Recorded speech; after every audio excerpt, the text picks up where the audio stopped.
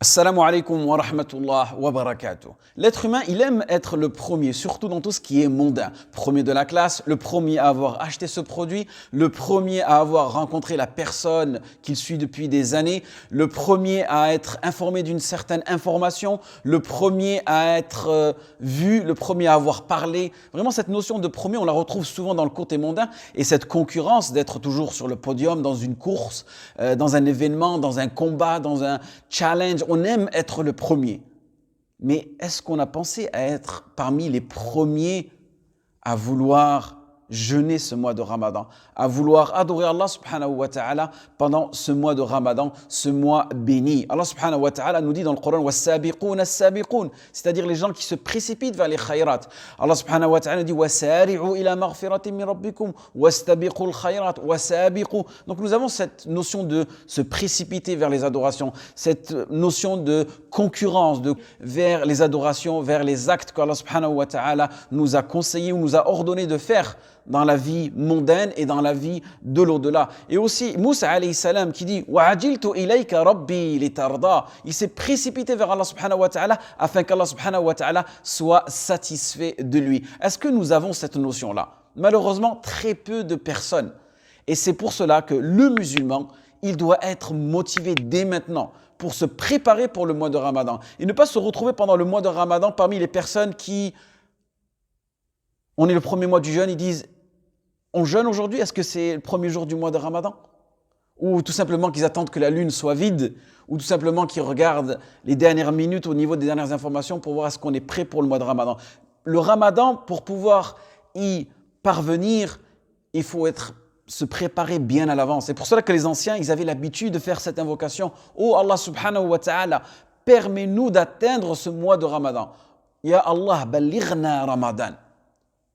Car aujourd'hui, nous sommes des musulmans, walillahi alhamd, mais il y aura trois catégories de musulmans.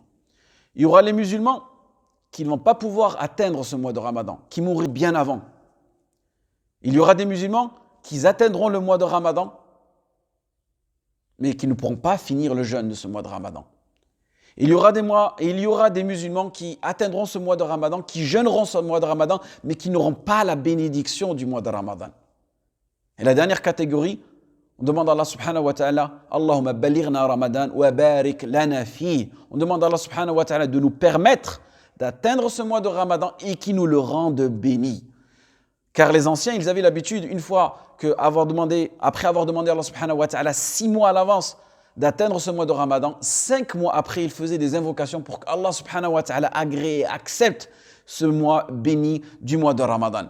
Donc le musulman, il doit vraiment se préparer pour le mois de Ramadan. Et malheureusement, on a des personnes qui se préparent pour le mois de Ramadan, mais pour le côté mondain. Vous allez retrouver aujourd'hui des commerçants, des tout genres, des businessmen, des personnes qui, pour eux, le mois de Ramadan représente le chiffre d'affaires de toute l'année. Et vous voyez ces personnes-là, elles sont très bien préparées, très bien organisées pour que ce mois de Ramadan soit le meilleur des mois pour eux. يَعْلَمُونَ ظَاهِرًا مِنَ الْحَيَاةِ الدُّنْيَا وَهُمْ عَنِ الْآخِرَةِ هُمْ غَافِلُونَ. C'est-à-dire, ils connaissent, ils savent ce dont ils ont besoin dans cette dunya. Mais malheureusement, ce qui concerne al-akhira, l'au-delà, la relation avec Allah subhanahu wa ta'ala, ils sont dans l'inadvertance. Donc, chers frères, chères sœurs, ne soyons pas dans l'inadvertance. Essayons d'être conscients. Essayons de se préparer pour ce mois de Ramadan. Donc, parlez-en autour de votre famille, parlez-en à vos frères, à vos sœurs, à vos voisins, à vos cousins, parlez-en à votre imam de votre quartier. Qu'est-ce que vous allez faire pendant ce mois de Ramadan? Est-ce qu'on a un barnamage prévu? Qu'est-ce qu'on doit rechercher dans ce mois de Ramadan? Essayez de rechercher l'excellence. Quelque chose de très important. Et c'est le meilleur moment pendant ce mois de Ramadan de rechercher l'ihsan.